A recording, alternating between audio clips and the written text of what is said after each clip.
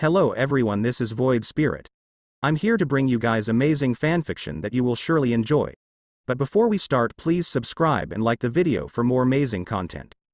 One shot, the one who devoured the gods, A.N. Before we start, I would like to say that this is an A.U. of mine, and this one shot will have a longer detailed version, so stay tuned for that, and I hope you guys like it.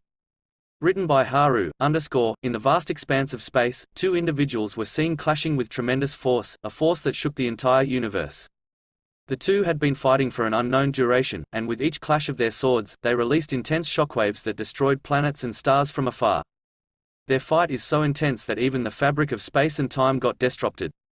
The energy they unleashed was strong enough to terraform a world, using their magical energy as a source of power.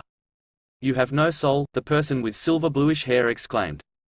"That is why I have no fear," the other being replied. His eyes glowed in deep crimson as he swung his right hand and aimed at the person with silver-bluish hair. These beings, who surpassed even the gods, were known as Rimuru Tempest, the Chaos Creator, and Ivaraj, the Chaos Dragon. Ivaraj had been freed from his seal and obtained a human body and his own ego, making him 10 times stronger than when he was sealed by Veldanava, the Star Dragon King himself. "Let's enjoy this moment, Chaos Creator, for this might be your last," Ivaraj said as he grew a pair of black wings on his back. Rimuru remained silent, and just continued to look down. "What's this? Have you lost hope already, or are you starting to get scared? Don't worry, once I'm done with you, everything in existence will also perish," Ivaraj taunted as he launched himself towards Rimuru, attempting to stab him with his hands. But before he could reach Rimuru, something unexpected happened. "Gotcha, devour him, Azathoth." A dark purple smoke with tiny white dots appeared from Rimuru's left hand and began swallowing Ivaraj. "No, this can't be," Ivaraj tried to fight back, but to no avail. "I will get my revenge on you, Rimuru Tempest." Those were Ivaraj's last words as he disappeared from existence, or at least that's what it seems. "It's finally over," Rimuru said, heaving a sigh of relief. Less than even if you say it's over, you still have a duty, Master. You have to clean up this mess, greater than Seal reminded. Rimuru then looked at the surroundings and saw the destruction their battle had caused. "Looks like I have to fix all of this," Rimuru said as he began repairing the damage in his multiverse. For thousands of years, Rimuru spent his time fixing everything that had been damaged due to his fight with Ivaraj. Now, he was looking at the last planet that had been affected by their battle. "Looks like this is the last place. After this, I will return to Tempest and live my life as I please," Rimuru said as he entered the planet's atmosphere and landed in a destroyed and abandoned city. The once tall skyscrapers that were maintained by humans were now nothing but destroyed and ruined buildings. "What happened to this world?" Rimuru wondered as he looked around and noticed that there was nothing but destruction. "This is worse than I thought," Rimuru muttered. Just before he was attacked by a monster called an Aragami, Rimuru used the katana that was on his hip to slash the Aragami in half. Although he held back his strength, he still managed to inadvertently slash a few buildings along with it. "Oops, I forgot that this sword is too powerful," Rimuru remarked as he looked at the Tempest sword that is in his hands.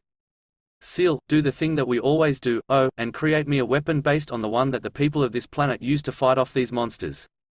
Less than as you wish, Master." Greater than Seal then manipulated the information of this world, adding Rimuru's information so that Rimuru would appear as if he were born in this world.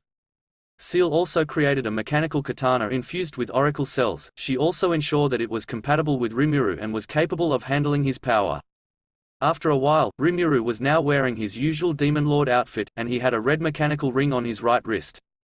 The katana was strapped to his back, and Rimuru set out to explore this world while simultaneously fixing the damage caused by their battle. It has been 10 years since Rimuru came to this world, and during those years, he came to learn about what had happened to this world. He discovered that the current situation of this world was similar to other worlds that had been affected by his fight with Ivaraj, but the people of this world made it worse since once they discovered about the change on their world they started to experiment and created the Aragami that soon destroyed the world.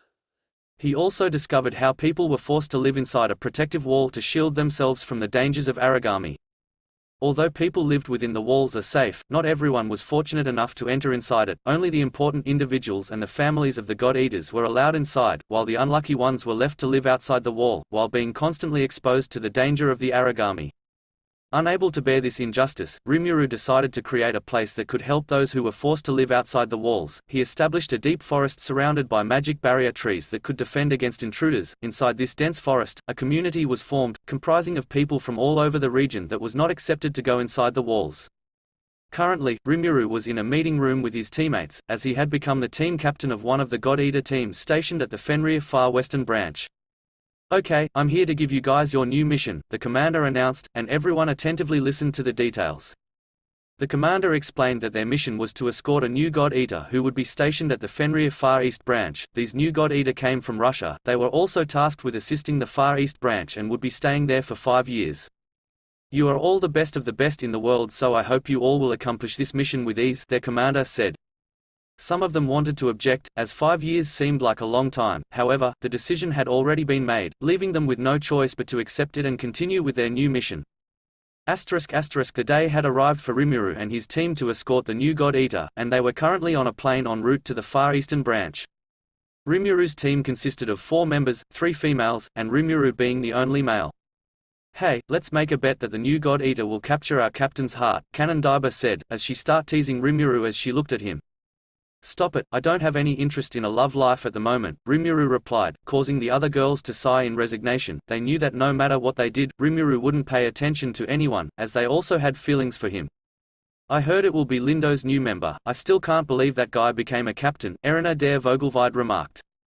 "Well, Lindo always had good leadership skills, so it's no surprise he became a captain, but I'm sure Sakuya-san is having a hard time keeping him under control," Rimuru said, and the others nodded in agreement. They spoke like this because they used to be a single team before Rimuru was selected to become a team captain stationed at the Western Branch. The 3 girls followed him due to the feelings they harbored for Rimuru. While the 3 girls continued talking, Rimuru looked at the tablet in his hand. From there, he examined the data of the new God Eater. Elisa Ilinichina Amiela, a God Eater from the Russian branch and one of the 2 new generations of God Eaters. "I wonder what she looks like. Wait, what am I thinking? I have a feeling trouble is on its way," Rimuru thought, letting out a small sigh. At the Far Eastern Branch, everyone was preparing for the arrival of Rimuru and the others. They were famous among the God Eaters, since they are labeled as the strongest team that had completed all their missions with a 100% success rate. But their excitement turned to panic when they received a report that the plane carrying the new God Eater was being attacked by hordes of Aragami. Upon receiving this information, Lindo and his team went ahead to provide assistance. A few minutes after Lindo's team departed, Rimuru and the others arrived. As soon as they received the report about the problem, they immediately set off. "We just landed, and now we're taking off again," Erina complained. "I agree, we need Lindo to pay us later," Maria Yagami said. "Well, let's just stole Lindo's beer later," Rimuru said, trying to brighten up Erina and Maria, who was complaining.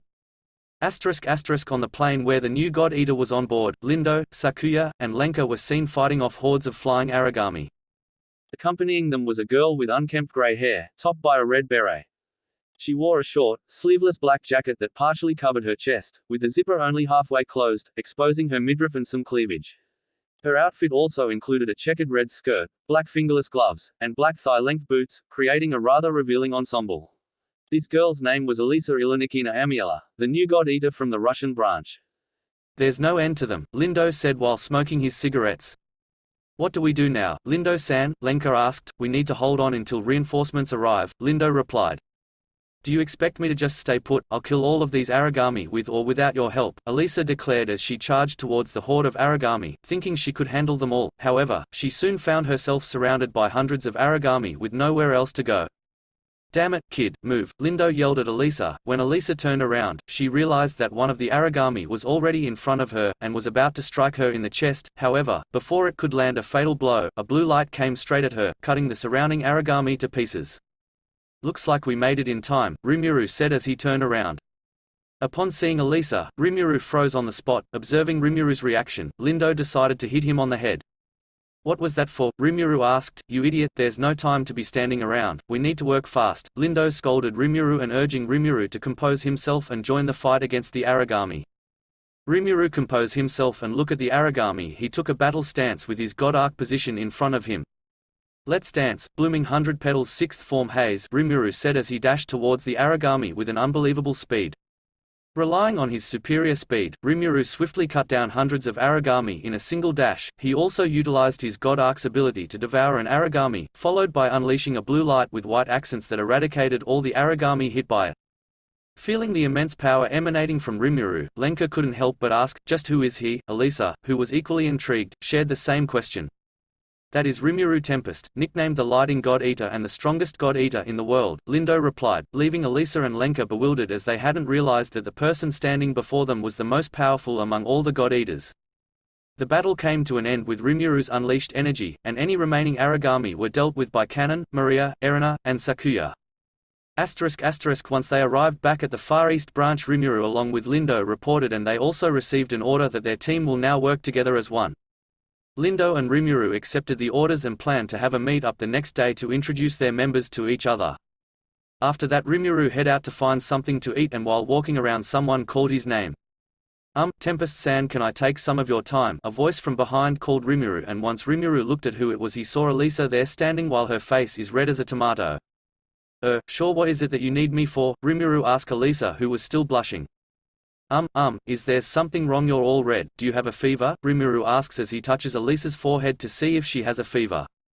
No, I don't have a fever, I just wanted to say thank you for saving me, Elisa said. It's no problem, besides I don't want to see a beautiful girl got hurt, Rimuru said, and this made Elisa blush even more. After that, Rimuru asked Elisa if she wanted to join him to find something to eat, and Elisa accepted. As the two stroll around and enjoying each other's company while eating and looking around the shop that was open in the Far Eastern branch. 2 years had passed, and Rimuru and Elisa's relationship had grown even stronger, transitioning from friends to lovers. They had been dating for a year and a half, and recently, Rimuru asked Elisa if she could be his girlfriend. Elisa happily accepted, and they were now officially in a relationship. However, their journey together was not without obstacles. After Rimuru and Elisa became official lovers, Kanon, Maria, and Erina declared their feelings for Rimuru as well, refusing to let Elisa have Rimuru all to herself. Currently, a briefing about the Operation Meteorite was underway, and their objective was to collect cores from the Aragami. Lenka was assigned as the commander, while Lindo would be on the front line. On the second day of the operation, the two would switch places. One more thing, Rimuru Tempest. Yes, Rimuru stood up as the other God-Eaters looked at him. You will be assigned to this task. We are aware that you are the strongest God-Eater, and this is a mission that only you can accomplish. Your mission is to retrieve what we call a Genesis core. Scientists say that it will greatly help in Aegis, and the core can only be found in a new type of Aragami called Deus. They are 200 times stronger than a normal Vajra. We don't doubt your strength, but you will be going there alone. If you believe you can't win, you will have to get out of there. Your life is more valuable than any core, the Major explained. I understand, Major, Rimuru replied. Hold on, why does Rimuru need to go alone? Elisa protested. I understand your concern, but this is a final decision, Major Amamiya replied, putting an end to the discussion. The meeting concluded, and everyone began preparing to head out the next morning. Later that night, Elisa and Rimuru were at Rimuru's house, gazing at the night sky while embracing each other. Listen, Rimuru, about tomorrow's mission, Elisa said. Don't worry, I'll be careful, and I will return to you, Rimuru assured her while looking into Elisa's eyes. Then promise me, Elisa said. I promise, Rimuru replied as he looked at Elisa. Rimuru and Elisa stood together as their gaze was locked on each other, their hearts beating with anticipation. As a gentle breeze of the night rustled through their hair, Rimuru took Elisa's hand in his touch sending shivers down her spine. With eyes filled with adoration, Rimuru leaned in, closing the distance between the two of them. Their breaths intertwined, mingling in the sweetest symphony of desire, a desire to have each other. Elisa's heart fluttered as Rimuru's lips brushed against hers, a soft and tender touch that ignited the fire within her. Their embrace tightened, as their bodies drawn closer as their kiss deepened. Time seemed to stand still as their lips moved in perfect harmony, a dance of passion and affection. The world around them faded into the background, leaving only the two of them lost in the enchantment of their love towards each other. Their souls are connected, as their love flowing freely as their kiss grew more fervent. A surge of emotions overwhelmed the two of them, and a rush of ecstasy that words could never capture. It was a moment of pure bliss, a testament to the depth of their love towards one another. As their lips finally parted, they remained in each other's embrace, their foreheads resting against one another. Their eyes met, sparkling with a shared understanding and a promise of return and eternal love towards each other. The two continued to stood at the balcony, enveloped in each other's warmth. They knew they had found their own little piece of heaven on earth. During the day of the operation, everything was going smoothly until Lindo's position was overwhelmed by hordes of Vajra. Lenka, Elisa, Sakuya, Soma, Kota, Erina, Kanon, and Maria rushed to his aid, but they were met with an Aragami known as Deus Pitta. Elisa felt shaken upon seeing the monster, as she knew it was the one that had killed her parents. However, the memory of Rimuru brought her back to her senses. The group fought valiantly and managed to defeat the Deus Pitta, but Lindo had disappeared. They feared he had been killed by the monster they had just vanquished. "Is everyone alright?" Sakuya asked while being concerned. "We're fine." Kanon couldn't finish her sentence as something or someone crashed a few kilometers away from where she was. As the dust settled, they saw Rimuru lying on the ground, injured. "Look, Rimuru, this world doesn't need a savior. Look at the people of this world, they are the ones who caused their own downfall," are being said to Rimuru, while hovering above the sky. "I don't know how you survived, but I'll stop you again," Rimuru said as he stood up, with his eyes filled with determination. "Rimuru," Elisa yelled, her voice filled with worry. This catch Rimuru's attention. Rimuru's enemy noticed this as well and smiled. "So, you have fallen for a human being. How foolish you are, just like our brother," the being taunted, as he started charging a powerful energy attack and firing it towards Elisa and the others. "Stop!" Rimuru dashed straight towards Elisa and the others, who were about to be hit by the energy blast. Everyone closed their eyes, bracing for impact, but the blast never came. Instead, when they opened their eyes, they found themselves shielded by black wings that symbolized the vast endless void. And when they looked to see to whom the wings belonged, they saw that they belonged to Rimuru. "It's not safe here. You all go back to the base," Rimuru said as he teleported everyone to safety. "Let's finish this, and this time I won't let you escape," Rimuru declared, with an unwavering determination. Meanwhile, Elisa and the others were teleported inside the base, leaving the other God Eaters puzzled about their sudden appearance. Major Amamiya inquired about what had happened, and Lenka explained the events in detail. The Major requested live footage of the battle, and as they watched, everyone was taken aback by what unfolded before their eyes. In the sky, two mighty beings clashed with tremendous force, causing destruction in their surroundings. The earth trembled beneath them each time their powers collided.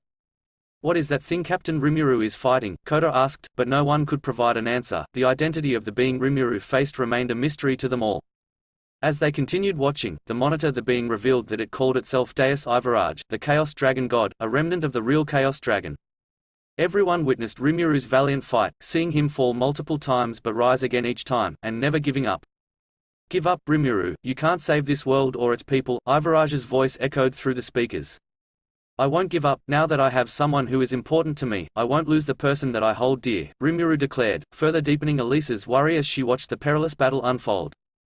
Tears streamed down Elisa's face as she anxiously feared for the safety of the person she held dear. "Then let's finish this with one final attack," Ivaraj declared, enveloping his body in purple chaos energy. Rimuru, too, covered his god arc with nihilistic energy. Rimuru was fully aware of the immense power that he will face, even if it was only a remnant of the real Ivaraj. The two charged at each other, their bodies colliding in a blur of motion. The spectators watching were unable to keep up with the lightning-fast exchange. In an instant, Rimuru and Ivaraj stood apart, while their backs facing each other. Shortly after, Rimuru collapsed and falls to the ground. Rimuru, Elisa dashed outside and boarded a helicopter, flying towards Rimuru. The others followed suit, leaving the command room empty. "As expected, you are strong. It was a good fight, Rimuru Tempest," Ivaraj remarked, as his existence was erased from reality by the nihilistic energy known as Turn Null. Once Elisa arrived, she saw Rimuru leaning against a tree, struggling to remain standing. Rimuru, Elisa immediately went to support him, holding and embracing him close while tears streamed down her face. Rimuru reciprocated the embrace, providing comfort and strength.